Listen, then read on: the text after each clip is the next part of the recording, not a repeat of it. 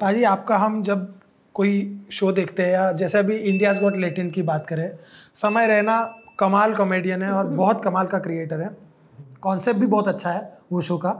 उसमें जो आपने पंच लाइनें बोली हैं, हाँ, वो आपने सोच समझ के बोली है आपके मुंह से बाजी? मैं सच्ची कहूँ ऐसे नहीं कि आप आए हो, वो वाला जो क्लिप है ना बाजी 98 लिखो 98 मैं वही कह रही, मैं वो इतनी बार देख चुकी हूँ। एक तो वो लड़की वाला जो सीनियर आई थी, क्या अरे चुप करो ऐसे मत करो, लिखो 98 वो बहुत अच्छा है। और एक वो जो लड़का कहता मैं मुस्लिम हूँ, हाँ वो भी बहुत फनी था। हाँ नहीं, मैंने तेरे से पूछा थोड़ा है तू कौन सा है। मैं मेरे को ना खुंदक भी आती है इस बात पे कि जो लोग जो है ना कि इतना सा छोटा सा लड़का है, 21 साल का लड़का है, मैं तेरे से धर्म पूछा तेरा करेक्ट, और क्यों बीच में डाल रहा है? क्यों बीच में डाल रहा है? मैं जोक चला रहा हूँ, ठीक है, लेके जा रहा हूँ, आराम से निकल जाता, कुछ नहीं होता, कोई घटना नहीं होनी थी, पर उसने बीच में पंगा ले लिया तो फिर वो बाजी कभी कभी ऐसा होता कि बोल दिया, फिर बाद में ऐसा होता कि सोचना पड़ा डर के नहीं कुछ नहीं। क्यों?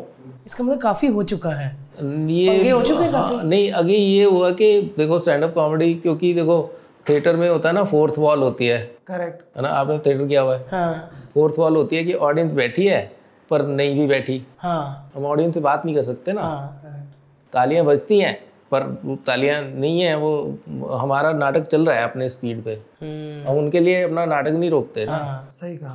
तो ऊपर स्टैंड अप कॉमेडी में क्या होता है कि अच्छा तुसी हंस लो पहले, हाँ आप हंस लीजिए, जितना आपको हंसना है हंस लो, फिर हम अपना शुरू करेंगे। हम तालियों पे बीच में से कोई बोल दिया तो उसको भी एड्रेस करना है। तो ये 10-12 सालों की वो जो आदत पड़ गई है हमको ना कि स्टैंड अप कॉमेडी में कुछ भी होता है। हमने बार्स में की है कॉमेडी, जहाँ पे शराबी लोग बैठे होते हैं, कुछ भी बोलते हैं, है ना। हाँ, को वो एक तो पंजाब में ख़ास तौर पे कि वो मैं कुछ सुना रहा हूँ, वो कहेगा सरदार जी मैनू एक चुटकुला याद आ गया है। हाँ एक तो पंजाब में सारे कपिल शर्मा, तो तुम मेरे से अच्छा थोड़े ना कॉमेडी कर लेगा। पंजाबी आदमी ऐसा होता है कि तू मेरे को जोक सुना रहा है, मेरे को बात सही है, हाँ, इसका प्रोफेशन है, जोक सुना रहा है, तू मेरे से अच्छी कॉमेडी थोड़ा कर लेगा। मैं करके बताता हूँ तेरे। नहीं मेरा सुनो पहला। पहला और फिर वो एक चूहे ने चूहा ਹੁੰਦਾ ना भाजी, चूहा और चूहे ਨੂੰ ਦੱਸੀ ਜਾਣਗੇ ਟੇਡਾ ਮੇਡਾ ਕਰਕੇ।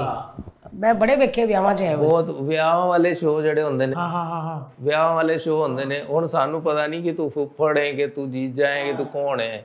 ਹੁਣ ਤੈਨੂੰ ਜੇ ਅਸੀਂ ਕੁਝ ਕਿਹਾ ਤਾਂ हाँ बाद च पता लगे जीजा, बाद में पता चले पैसे नहीं मिले। हाँ सर तड़प पेमेंट रोक देता गया है।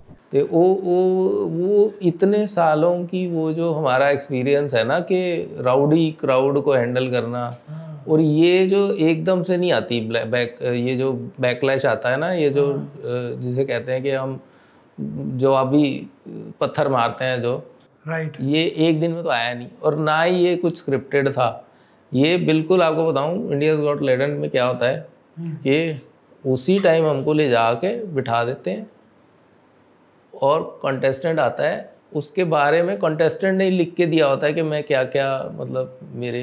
अच्छा वो जो बोलते हो भाजी आपके, आपने लिखा है कि ये उन्होंने दिया होता है, उन्होंने लिखा होता है, वो फॉर्म के बारे में बताया, ये कंटेस्टेंट ने दिया है।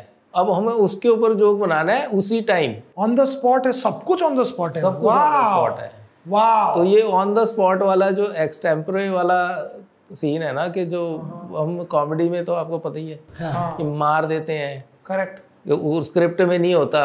जो स्क्रिप्ट 10 दिन लगा के लिखी है वो नहीं चलती, लेकिन नए वाले चल जाते हो, और जो उस टाइम पे रिएक्शन में आ जाता है वो चल जाता है।